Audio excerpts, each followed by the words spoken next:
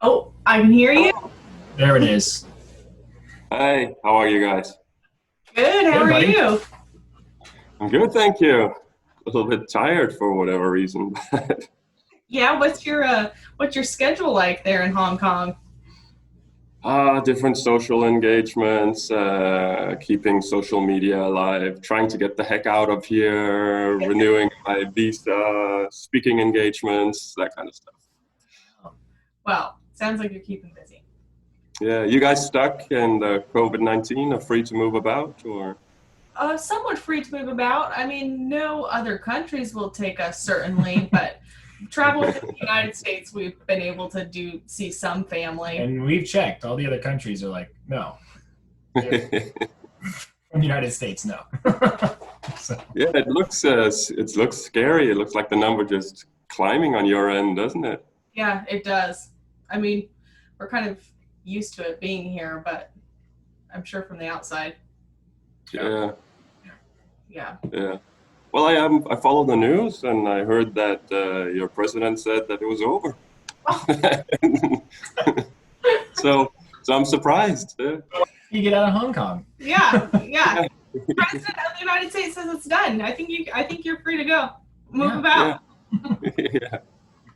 So I actually went on your YouTube, no, sorry, your Facebook channel and watched some of the videos and I recognize stuff behind you, Yes. those windpipes, and I know I can't see it from here, but I know that Charlie Chaplin is right over there. So, Yeah. Yes. Yeah, like Yeah. right here. yeah. Oh, that. Yeah, yeah. I can see it. Yeah, it's just really small. Yeah. Yeah. Yeah, he's a big hero of mine. And so I've got this tiny little picture of him in my office. Yeah. Very cool. But yeah, there's a bunch of my things. I like having things around. Yeah. You And you make music. And I make music. Yeah. Yeah. Do you have a formal education behind that, or is it all just talent and from the heart? Or- A little bit of both. I was self-taught and for most of my life, and then I decided I wanted to get some education, and so I went and got some schooling so I could talk to the classically trained ones because I was Okay. taught for a long time. And yeah, and so classically trained for a stint of my life, and then I just started making money. This was actually interesting when we met you. That was the beginning of the performance life. Like I quit all my normal jobs, ones that had a steady income, because it was just time to pursue performing. And so, Right. yes. So 7 years. we'll do a recap for those that we show this to. We met you in 2013 on a sleeper train From Belgrade. from Belgrade to we got off in Budapest. And yeah, you got off in Budapest as well, right? I don't remember. We'll I remind you. remember. I remember meeting you. I remember it was Eastern Europe, and So that's Yes. So kind of it. there's It- less it's- countries for us to shuffle through, so we can. yes, we'll remind you. yeah. We had gotten stuck in Belgrade because we missed the train and we were like very grumpy to have had to spend a day there and have our plans shaken up. And it ended up being a nice You don't know life. anything about your travel plans, shaking. Let out, me do tell you what it's like. It's so We frustrating. had to spend 12 You'll understand hours someday. in a city we Yeah, didn't. okay. Yeah, it was our Hong Kong of our 3-month trip.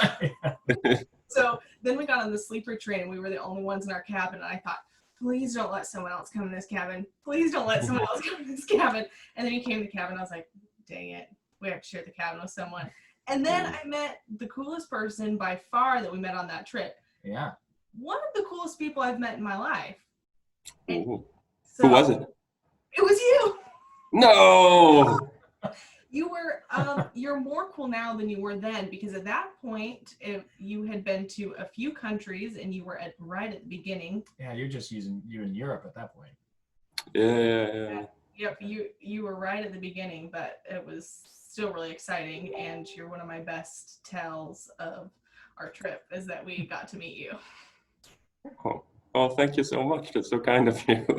Well, and one of my life goals, which is much less lofty than the goal you're on, is to just make it to Denmark when you get home and shake your hand and shake the hand of a guy who has traveled in every country in the world without flying. I'm looking forward to that day. I will welcome you. I'll serve you anything you want. That will be brilliant. I'm really glad. Better sooner than later. Yeah. That we can hold you to that. We're recording this so we can hold you to it. So that'll be. Do you guys know that when I met you, the intention was that, of course, this was going to be hard, like there would be some difficulties and whatnot, but it wasn't going to take more than 4 years for sure.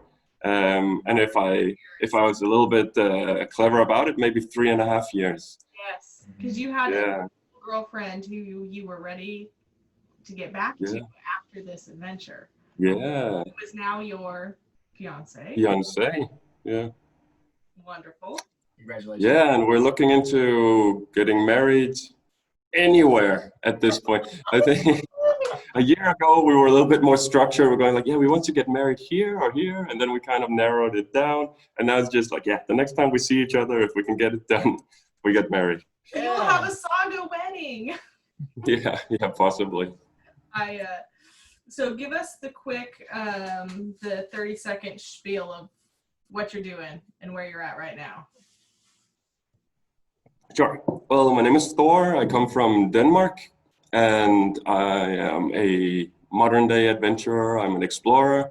I set myself a goal, a target to visit every single country there is in the world and do it all in one go without returning home.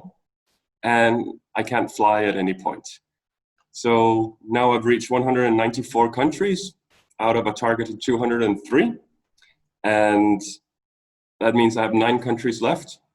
In January, I reached Hong Kong, not counting Hong Kong as a country, but I came to Hong Kong on board a ship to connect with another ship and continue to Palau, which would be the next country. And COVID-19 broke out, and I got stuck in Hong Kong, and I've now been in Hong Kong for 225 days. But who's counting? Wow. So, but it seems like, though, from your social media, that Hong Kong has been a somewhat good experience. It has, certainly. I think it's grown by some 10,000 accounts, I believe. And a lot of those would be from the United States of America, I'm quite sure, because I had a brilliant CNN article. Cool. Wonderful. And they put links inside the article directly to my Instagram feed. So it was so easy for anyone who was reading the article just to click directly on the link and go, So that jumped dramatically. And now, since I'm the man who's going to every country in the world without flying, but I'm not going anywhere. So that's less interesting than following the progress of getting on board a ship or a train or a bus and going to the next country. So I think a lot of people are looking at what I'm doing and go like, but you're not going to every country in the world. You're just sitting in Hong Kong. So some people are leaving now. But what's an interesting second to traveling everywhere is trying to meet these ridiculous step goals that you've been doing. Oh, yeah. Level of entertainment as well. So I think in order to keep the mental aspect of this, keep myself together, I need to create these smaller goals, these smaller targets. So in between, so I have something to try to accomplish, something to look forward to, and something to show for myself. Mm-hmm. And here in Hong Kong, I took up hiking. Hong Kong is 75% nature and only 25% city, whereas people would think all of it's city. But it's 75% nature, so mountains and forests and beaches and waterfalls and whatnot. So it's brilliant for hiking. And I took to that. And they have some extreme hiking trails here. And I took them one by one until I'd accomplished the 4 big ones that they have. And then I met some people and we started doing step challenges. And it was all just friendly, but it got really, really competitive. And then we went to the second step challenge where we were 12 people all together, and it got extraordinarily competitive. And we started raising a little bit of money for the Red Cross as well. Yeah. And then eventually we did the big one. We call it the Ultimate Step Challenge Hong Kong. And we were 25 people hoping that within a week we could do 5 million steps together.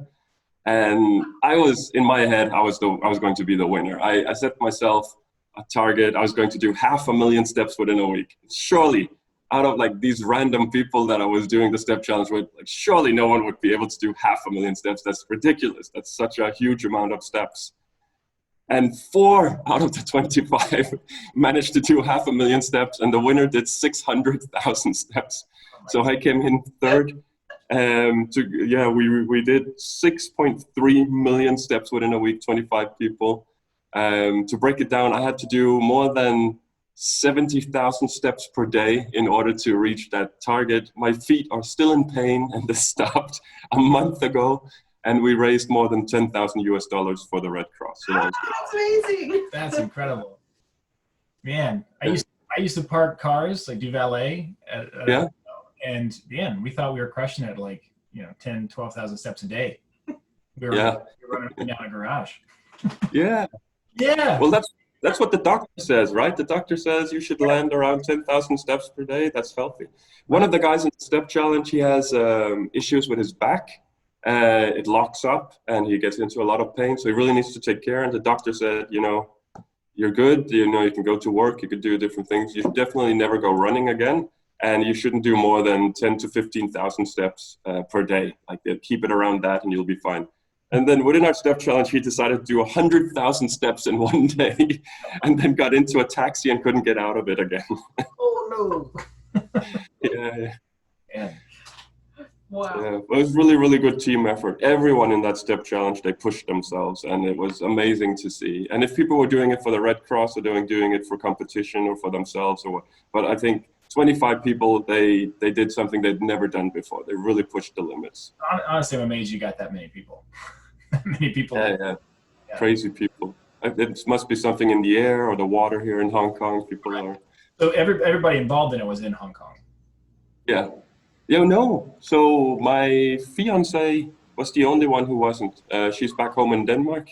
Yeah. And we allowed her to take part as well because she was in the previous step challenge, and we wanted all 12 from the previous step challenge to join the one with the 25 people.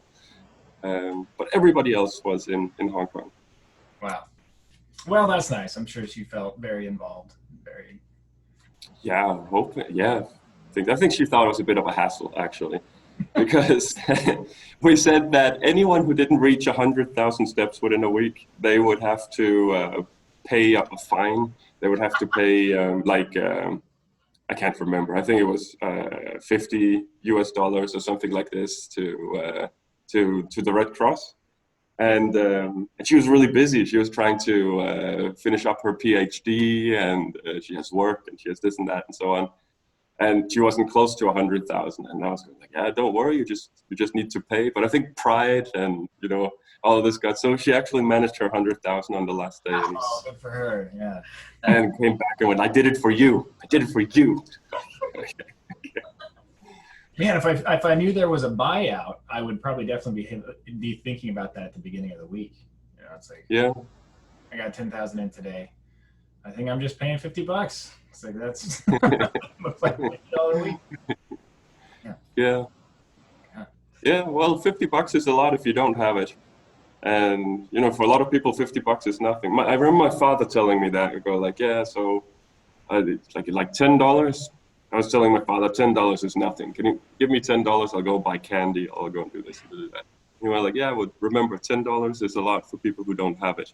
Mm-hmm. Yeah, but you have it. Give me the $10 and I'll come buy candy. But it's true. Like, so my budget is $20 per day. And it's really, really hard to keep that in Hong Kong. I would argue that most days I'm not on a $20 day budget. I'm spending a bit more, but then I'll be making it back somewhere else. And most of the world has been fairly cheap to travel through. But then $20 per day and $50, then it's 2.5 days of keeping the project alive. Right. It's crazy.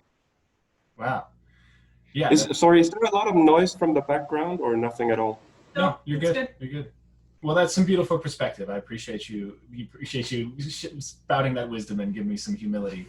Like, because I remember a time in my life when $50 was a big deal. Yeah.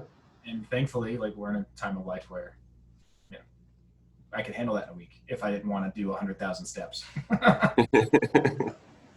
But yeah, so I come from a background within shipping and logistics, and I worked abroad as an expat, and that was a pretty good life, and the pay was good. We worked really, really hard, but I never had to worry about. I went to the grocery to buy groceries. I have no idea. Or if you ask me coming out of the shop, how much did you spend? I would have absolutely no idea. Like it could have been anything. I just swipe my credit card and this kind of stuff. And if I'm invited, or back in the day, if I was invited to go and see someone, I'd pick something up on the way, a bottle of wine or flowers, chocolate or something like this. And again, not worry at all about what the cost was. So, it just balanced out. I was single and I made enough money to run whichever life I was hoping to have. And so it's an interesting experience for me to be doing this now, because I came from a life where I've done well for myself. I had a career and it was going in the right direction. And then it took a turn and I decided to do this. And now, I don't buy anything I don't need. And I don't, also because I don't want to carry anything extra, I just want to, so it's very simplistic. Yeah, so how do you think that'll carry with you when the saga is over? I hope that I'll stay more humble and I'll be more thoughtful about what I need and what I don't need and what I buy and what I don't buy. But in reality, I think, you're a fish and you get into a bigger pond, you swim a lot more, you get around. And because when I used to study, I had almost no money whatsoever, and I would cook pasta and put some ketchup on top of it and this kind of stuff. And I had a bicycle and I would ride my bicycle everywhere and this kind of stuff. And then I got my first job and I had a little bit more money, and looking at the bank account, it never seemed like I had more money at the end of the month. My lifestyle would just sort of adjust to now there's a bigger income. And let's see. Yeah. Let's see. Was that a difficult adjustment when you're getting out onto the journey? Well, I started off in Europe where I met you guys, and Europe isn't super cheap. It depends a little bit on where you are and how you live and how you do it. But, $20 per day budget in Europe, then you're really working for it. Yeah. So I think the mindset was I was keeping costs down in the beginning, but certainly I was just trying to go fast, and then knowing in the back of my head that somewhere else, when I get to future countries, prices will drop considerably. So I wasn't, I was making that calculation in the beginning, thinking like, okay, I've got funds, I'll be gone for years, it's going to even out. Let's get this done. I got the train ticket, I'm staying at the hostel, eating chocolate all the time, and then get out of there. And then I think it just kind of became a thing. Eventually go, well, I don't really need this, I don't really need that. I got to a point where I was learning my physique a little bit better. I was getting to know my body a lot better, understanding what kind of fuel I need, what works, what doesn't work. If I'm working hard every day and I'm pushing forward and my body is being thrown into different environments with different bacteria and visas and needs to handle that as well, and shaking hands and all this kind of stuff with people, then you can't just eat junk food and then this guy, like, you'll burn out.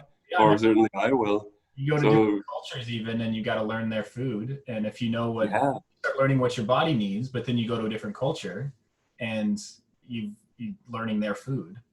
So sometimes I have no idea if there's protein in it, if I get carbohydrates, if I get any vitamins and this kind of stuff. I'm just looking at this paste, going like, what did you make this paste from? Like, what's in it?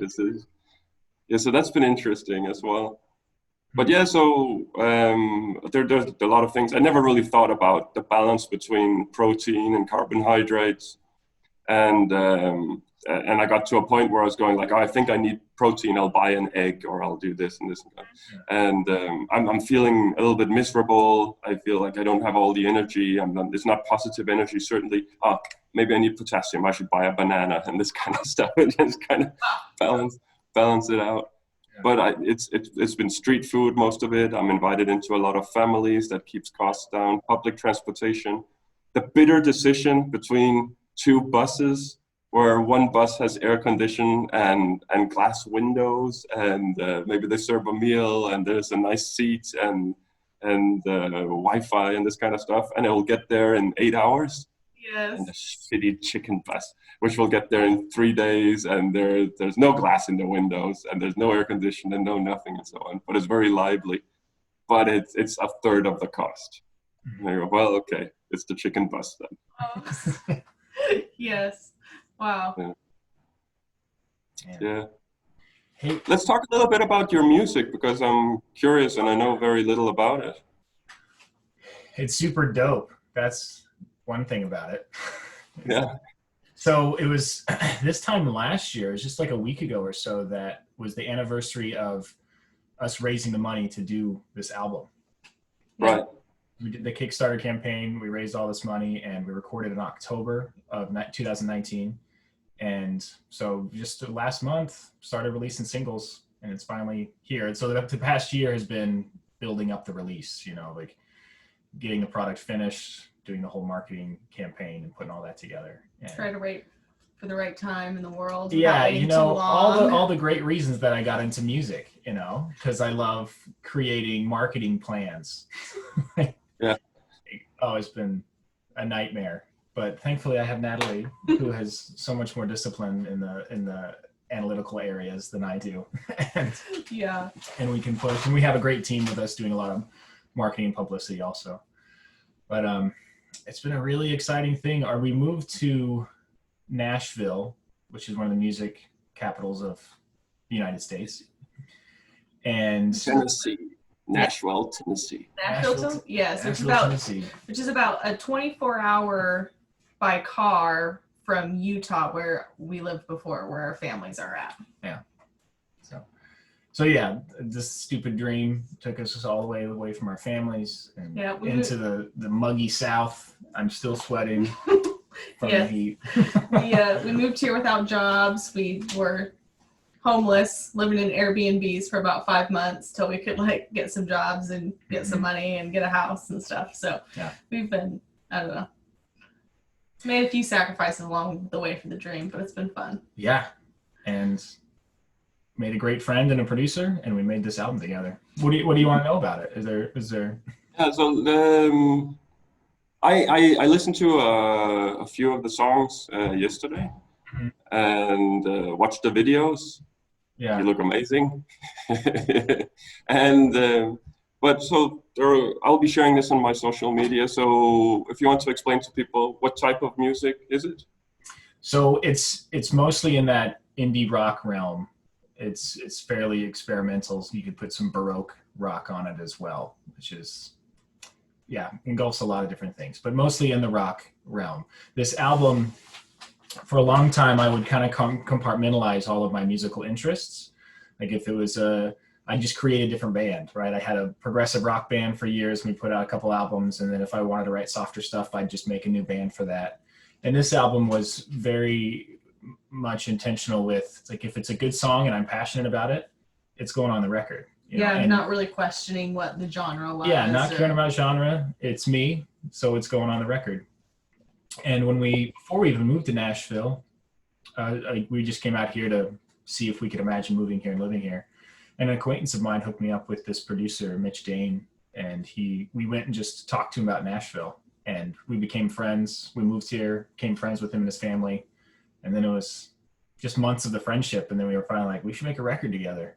Yeah, we got really excited about the idea of putting together this creative piece of music that was just like all Andrew, and not too worried about the genre. Yeah, it turned out to be pretty pop rock. Pretty pop rock, but there was just so much freedom in the studio, which was really great, because that's kind of what it was all about. Like, I'm not going to put any leashes on my creativity anymore. I'm not going to try and pigeonhole my genre into anything, which the producer, Mitch Dane, he loved also, because I gave a lot of freedom in the studio to just create things. And it was before we even put out the first single a month ago, Natalie got a little irritated because she found out that Mitch and I had started a Google folder or a Dropbox folder of songs that we want to put on the next record. Right. Like, this record's not even out yet, and you're starting to think about your next record? Like, yeah. The life of an artist, apparently. Yeah. So it's really exciting, and every song on it is one I'm really excited about, and each one is just, it was really exactly what I was hoping it would be. With each song is such a different route, but it all feels like me. And it's The full album drops October 30th. October 30th. 2 singles are out now. We got one more single coming out in October. Mm-hmm. Full album October 30th. And where can people get it? Where can people find the music? Anywhere you stream music. Yeah. So Spotify, Apple Music, Amazon Music, anywhere you can get music. I think Deezer is getting pretty big. I don't know what they. I wish I knew exactly what they're using in Hong Kong, so I could tell them. I think everything people are using in the Western world, basically. Yeah, pretty much. Yeah. But yeah, so October 30th, the whole album comes out. It's really exciting. What's the process of, like, what am I trying to ask you? I'm curious about how the songs, they come about. So is it like you're walking about and you see a bird in a tree and then suddenly that starts something and then 20 minutes later there's a song? Or is it all rooted in family, or is it rooted in childhood, or it's what, like, how? Do you write your own songs? Yes, I write. Yes. I write all the songs. So this is a question that could start us on a crazy long conversation, because I love talking about inspiration and where inspiration. Yeah. So this album is unique in the sense that, like, a lot of the songs, you do your step challenges, right? I do song challenges, right? Like, so Okay. there'll be times where a few times a year, I'll take 1 month and I'll write a song every day. Just to work the muscle. Just to work the muscle out, right? Because it's just repetition, getting that muscle. But it's also with the idea that inspiration can be triggered. All right, inspiration is something that we can access, not something that we just have to wait for. Now, when it comes onto me, it's amazing and so euphoric that it's just kind of taking over, and this song is born. But to quote my buddy Charlie Chaplin, when people would ask him where he got all his ideas from, because he would just make tons of comedies, he said a lot of times the desire for an idea brings about an idea. It's like it's just this willingness to go on the journey for an idea, and you'll come across one at some point. And it's just the people who can stick it out the longest come up with the most ideas, right?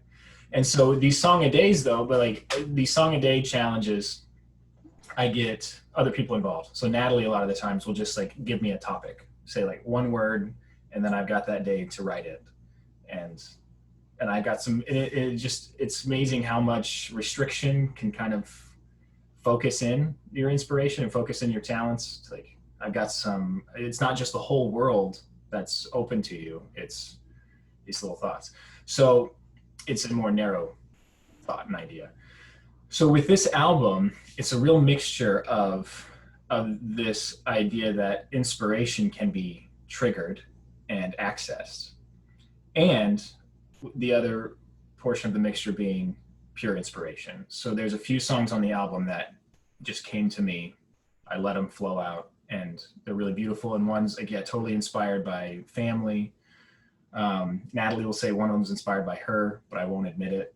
And then All I Am released last Friday. Yeah. and then the other songs, what's amazing about the other songs, the ones that were written in a day, is someone would just give me a word, and through the desire for an idea, I'd start kind of down this introspective road with that thought and that idea, right? And so there's one song on the album that's just totally silly, that came from the song in a day, and which is so fun. But then there's other songs that, like, by the time I got done writing it, like I had gone through something emotional, and kind of an emotional journey that I just allowed myself to go on. And so it's a real mixture with this album of how the inspiration for each song came about. But I could talk about that the rest of the time if you would like. But I think it's really, really interesting.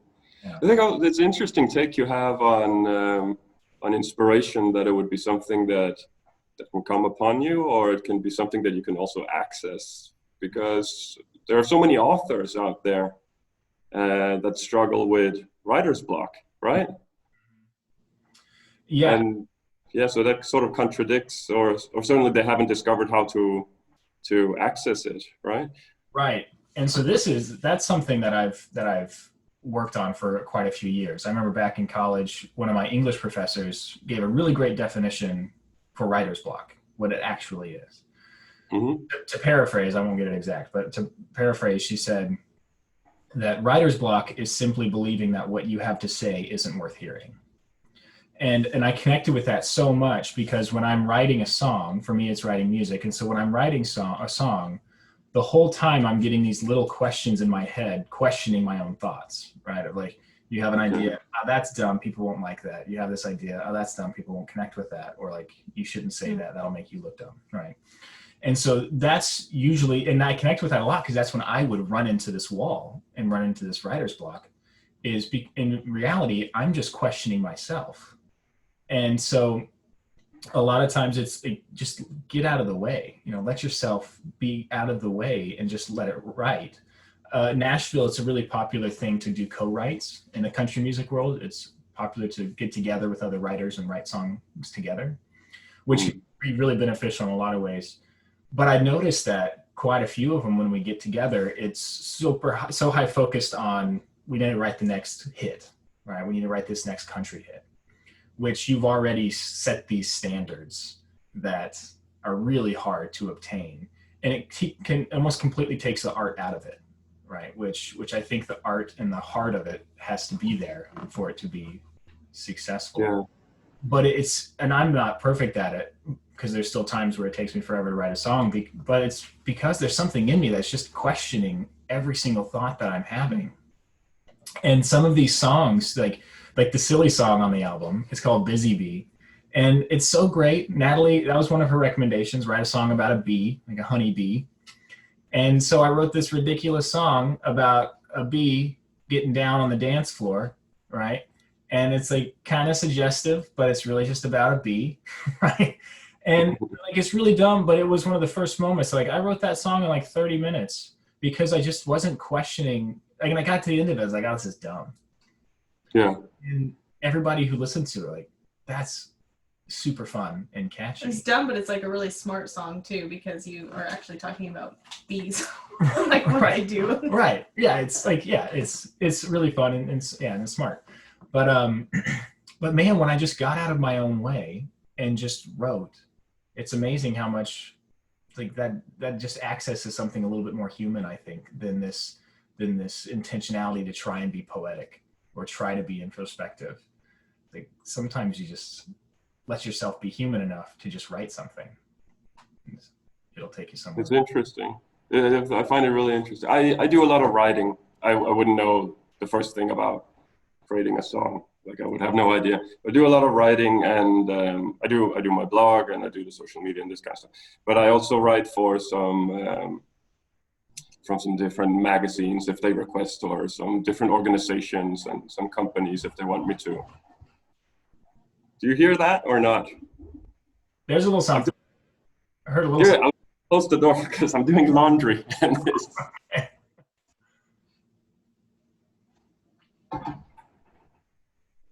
it's really loud in here, so I'm surprised it didn't make more of a ruckus for you guys. Yeah, so sometimes it feels a little bit forced that I think I've been given a deadline, and say you need to write 2 pages or whatnot. And sometimes I sit down and it just flows, just go like, yeah, then this and this and that and so on, especially if there's no real topic and I can write about anything I want, and I'll write about our conversation or this cup of tea and blah, blah, blah, blah, blah. Yes. But lately I felt like I've said everything. Like, there's nothing more. There's this, it's getting harder to write. You know, I can, with the blog is a different thing because it's a recap generally of the week, and it's sometimes an update on why I'm stuck or why I can't move on, or just some random thoughts I had during the week. But for some of these magazines, I feel like, well, there's the blog, I've already written that, so I can't put the same content into the article that I'm giving to the magazine. So what is there to write about? And I stopped, and I didn't used to have that. I really felt like early on, that was the easiest gig ever. Just sit down and and then here you go. But no, it's getting harder for me. So I have to find a way to access my inspiration, I guess. Yeah, and it's a really freeing thing. But I actually, one thing that helped me, one song on this album is just a song about how I have nothing to write about. So maybe you could write an article about that. And yeah, well, yeah, that'll take me to next month. But through writing that song of like, I've got nothing to write about, that song ended up being about was why I write in the first place. Like it was something that recentered me in this and why I do it. But yeah, well, good luck with that. Let me know if there's anything I can. Thank you.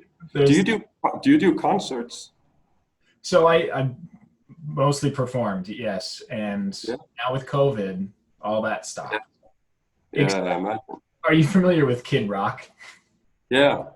So Kid Rock has a bar downtown Nashville. Okay. That dude is just such a rebel. It's like during the height of this stuff, it's like shoulder to shoulder in his bar.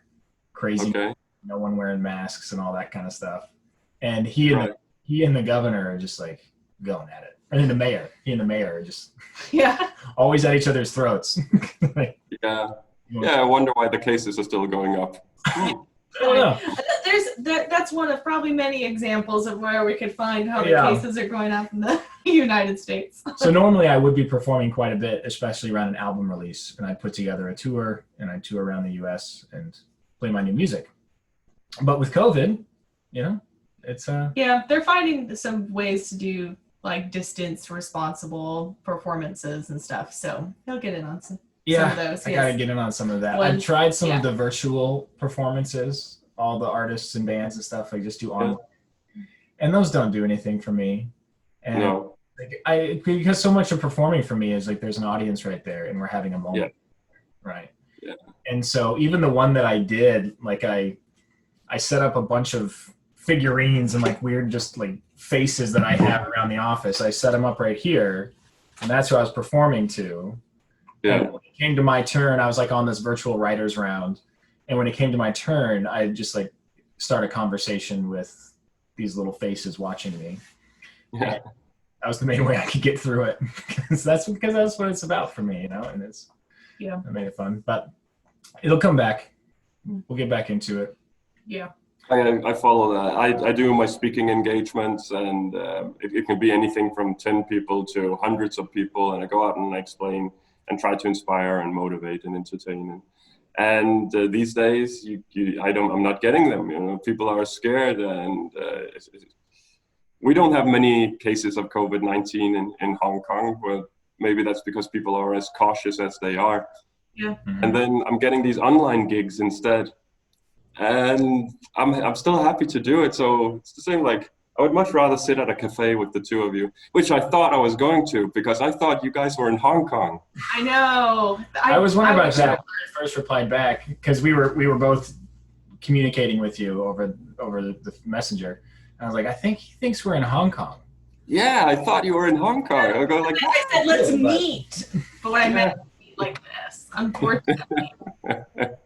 Yes. So I wish we were in a cafe with you right now. Yeah, me too. But so I miss that. I miss being invited to go to a school and all the kids are there, and you feed off the energy, and some are looking out the window and some are looking at you, and hands up and this kind of stuff, and I guess the smell as well, and every little sound you pick up, and like all these senses are activated, versus this is great because we've got a few of the senses going, and it's been amazing for me going around the world to keep in touch with family. It's not just a phone call, but I can look at them and go, oh, you got a haircut, and oh, you don't look so happy, or you're looking great. And so it does give something, but it's still not the same. Pretty far away from the real thing, isn't it? Yeah. Yeah, it really is. So that makes me think of something. I thought of it earlier that it's kind of poignant that you and I kind of started our journeys, pursuing our dreams the same year. Right? So yeah. 13 when I quit all my jobs and decided I just wanted to perform. And like I've been dreaming about it a while, and it was 2013, right, that you started the saga? It was 2013, October, yeah. Yeah. And so something I was thinking about was there's been so many times that like, I think about all the things I'm sacrificing to do this, right? Like the people I'm sacrificing spending time with and other experiences that I'm not getting to have because I'm pursuing this dream and pursuing this goal of mine. And when the hard times and the misery comes, and I think all I have to do is quit. All I have to do is stop doing this, and my misery will go away. But then there's something in me that's like, no, to quit ultimately is misery. You know, like there's something that's like the goal is important to me, and it's important kind of beyond my understanding, I guess. But there's just an urge there. Does that make sense? Do you connect with that at all in your? Yeah, it makes sense. When I think I come at it from a slightly different perspective, where I look at myself and I see a strong person. I see a very strong-willed person, someone who promises something and tries to deliver on the promise, whether that be a promise to other people or if it's a promise to myself. Mm-hmm. And I look across the world and I see an ocean of people who want something. Almost anyone you talk to, there's something in the horizon and they want to go in that direction and they want it. But do people want it enough? And people, they want their educations, or they want to find a job, they want to lose weight, or they want to save up and travel more, or they want to learn a language. And people, they want all sorts of stuff. And most people don't get any of that because it's hard to achieve goals in life quite often. It's hard to, like, it takes work, it takes dedication, it takes effort. You really, really need to stay on track, and you need support from other people. Like it's almost impossible to do anything in life if you're completely alone. And it's easy to give up. It's so easy to give up. It's so easy to make excuses and step down and go like, well, it wasn't for me, or this isn't really what I want anymore, or actually what I have is already good enough, or no one will default me for blah, blah, blah, blah. It's so easy to step down. And most people, they do give up. So by giving up, you don't even feel like it's not that big a deal, because if someone comes at you and go like, well, I can't believe you gave up, you go like, well, what about you? You never learned to speak Spanish. So there's something really special about getting that exam and getting a good result on the exam. Or there is really something special about saving up and getting to the point where you can go on that vacation you were looking forward to. And I set myself a ridiculously hard target, and I do feel like I'm getting closer and closer to it, and it would be so easy to give up. And I could go to the airport and I could fly home and I could be with friends and family, and I could start a family with my own family, with my fiance. And how easy would that be? Like, what does it really matter to other people if I go to every country without flying or not? Like, how is that going to impact other people's lives? But I personally think that what I'm doing matters in the way that I'm showing people that you can reach a heart to obtain gold. And if I give up on that, then I'm showing people, well, you can give up. But if I accomplish it, then I'm showing people that it doesn't matter if you go through water or fire or what. You can get to the goal. You just need to fight for it. You need to make those sacrifices. But yeah, so sort of tagging on what you were saying, I think it is easy to give up, but it's about how you define yourself in the end and who you want to be. We all have our idols, if it's Charlie Chaplin up there behind you, or if it's our parents, or if it's a friend or someone else. And we try to shape ourselves and try to define ourselves as who we think we are, or who we're hoping to be someday. And we have our standards, and yeah, so are we really achieving those if we're not fighting hard enough for what we want in life? I think there's a lot of that in it as well. I don't know. Does that make sense?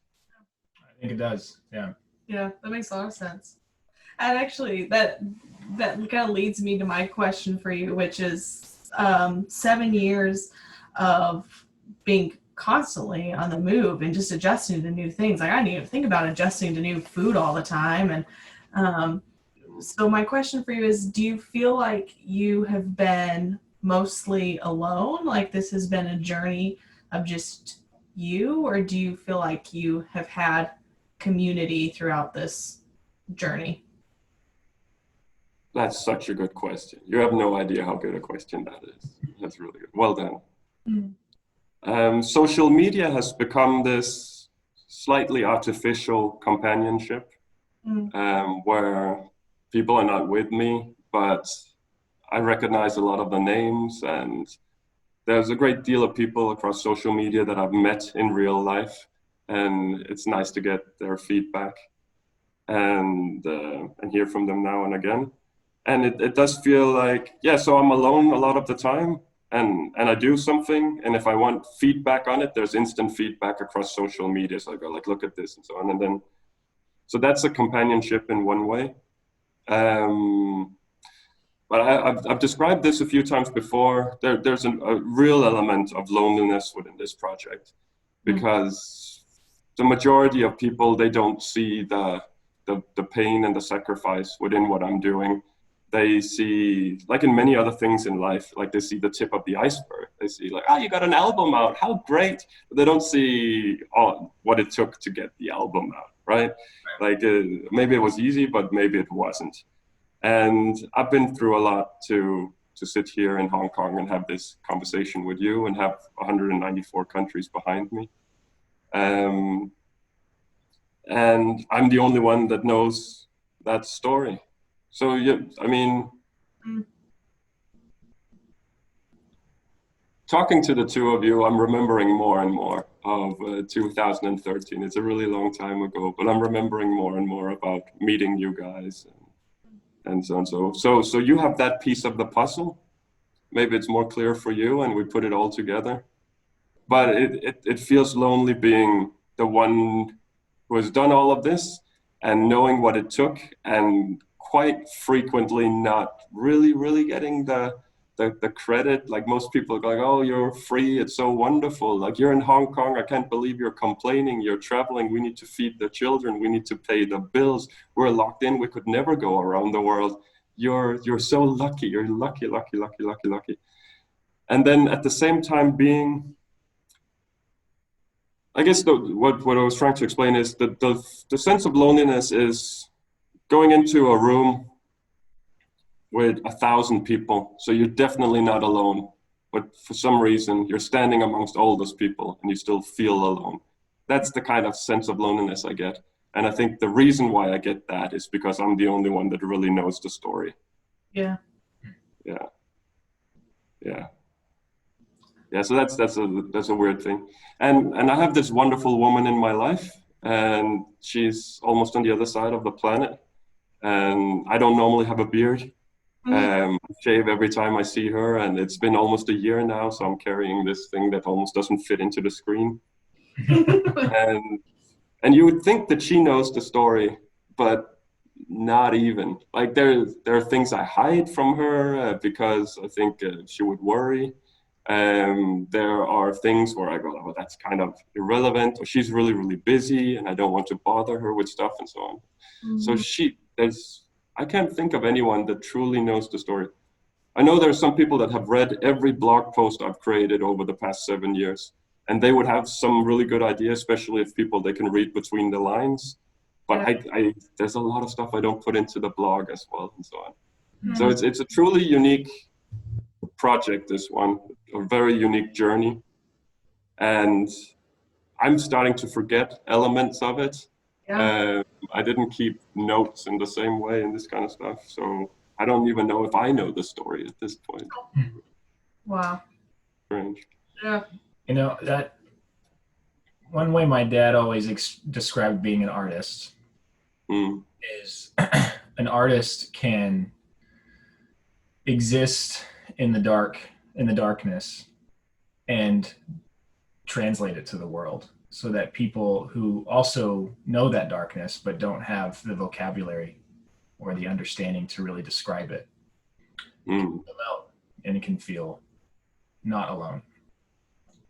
But because I see a lot of what you're doing as this is your art. You are creating this, and art is a very lonely thing to create. But I'll tell you, on the other side of your art, us observing your art, it's like you're observing humanity, you're observing culture and community, and through the pain of your art, it really is creating a beautiful thing for us to see. Yeah. And so I appreciate I appreciate that. Yes. Thank you.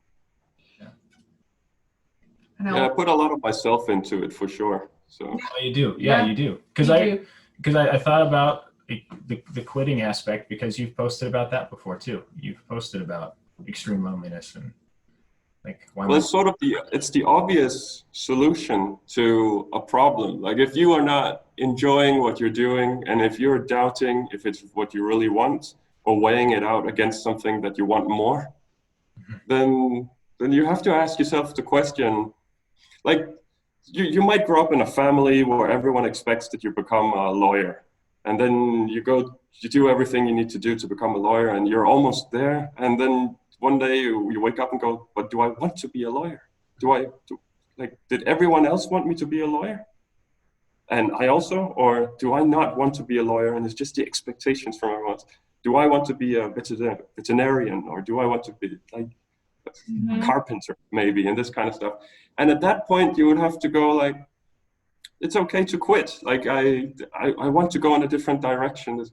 So I want to start a family, and I would love to finish this project. Like I've put a lot of effort into it, and I've come this far, and it would be a lot to throw away.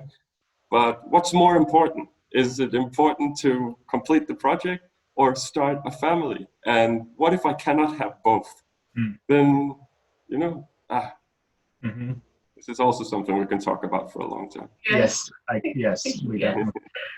It is. Wow. Yeah.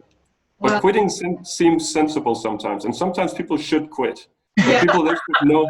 It's true.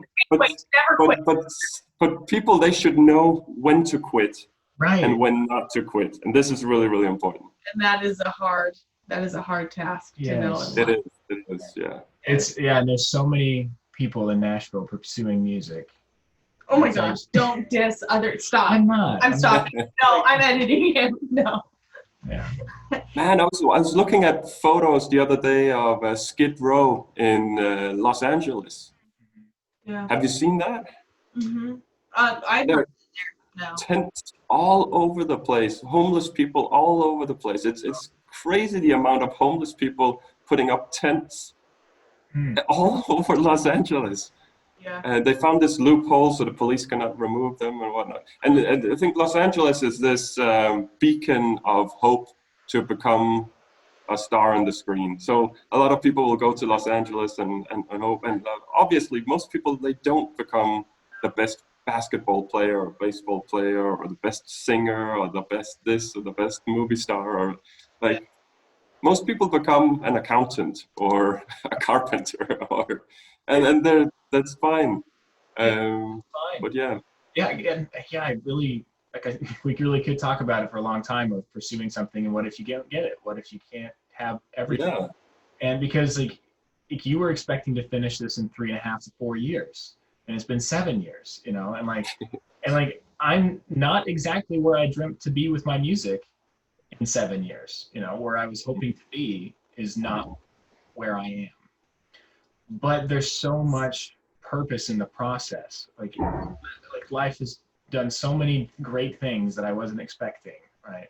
It's like, even if you don't get to the end goal, it was worth trying. It was worth doing something. And certainly. Worth creating. There's an important element in being able to stand up and look at someone else and say, at least I tried. Yeah. A lot of people, they don't try. Yeah. Yeah. There's I've been listening to a podcast recently. It's huge apparently. I don't know if you guys know it or not. I never heard about it before, but it's huge. It's with a guy named Mark Maron. Mark Maron. Yeah, the comedian.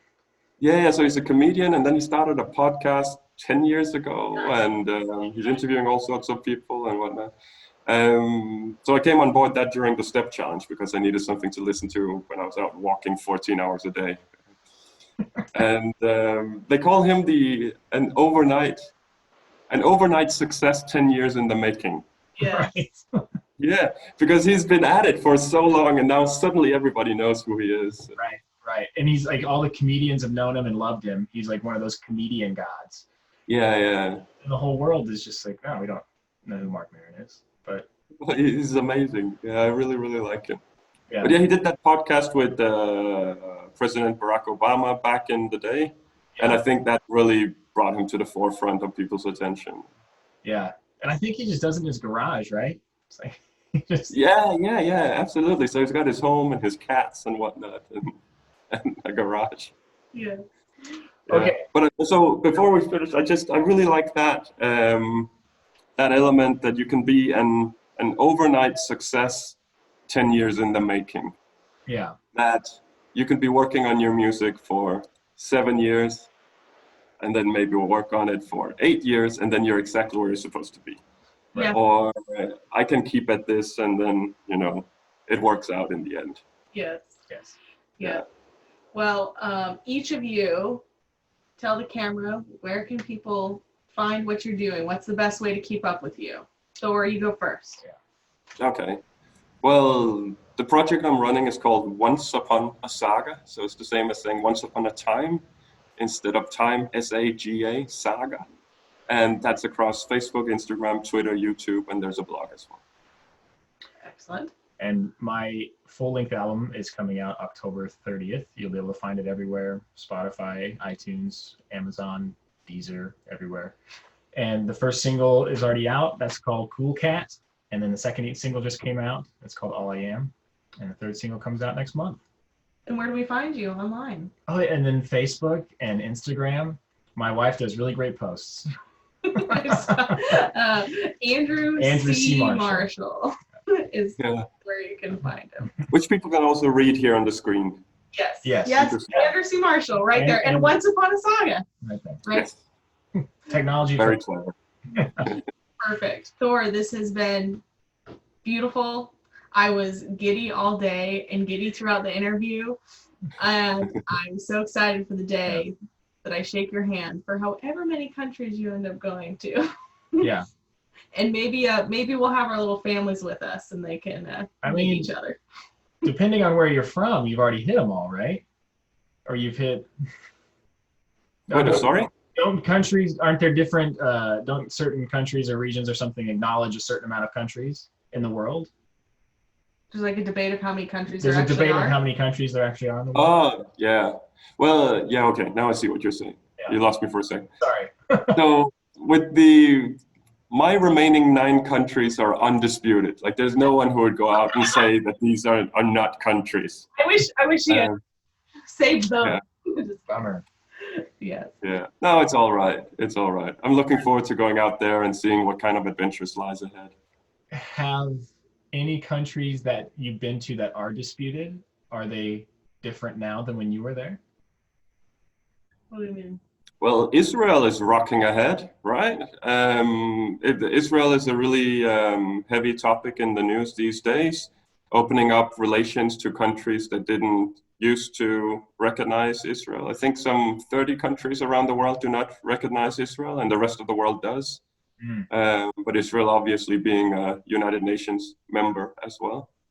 Yeah. But yeah, so I think their status is changing a little bit politically because they're getting more backing. There's that. Yemen used to be a lot more peaceful than what it is now and what it was when Libya used to be in a better state than what it is today. So we'll see if those lines are changing. Yeah. Yeah, let's hope they do. That's interesting. But I think the entire world right now is just like, what are we doing with this virus? Yeah. Hey. The top half of the United States are wanting to merge with Canada, so we'll see if. Okay, well that'll be interesting. Just made that up, but Don't listen. You're making me nervous, making things up. Stop. Thor. facts are boring Thor. after a while. We just make Andrew. stuff up. Andrew. It's been wonderful. Yeah, man. It absolutely has. Thank you It's, so I think it's amazing that, you know how the world works sometimes, and we just happen to be the same place at the same time, and my ticket and your ticket, and it happened to be the same compartment on a train. glad we missed the train we were supposed to get on. And then, so that, you know, everything that could go right and wrong, and so we met back then, and now, almost 7 years later, we can sit here and have a conversation, in spite of being on, you know, you are literally on the other side of the planet compared to me. Right. It's nighttime for us, morning for you. You're in the future, man. Anything you want to know? No, I like the mystery. We'll leave it. Okay, yeah, stick with it. It's really good to see you guys. Great to see you. Thor. Bye. Okay, bye. Bye.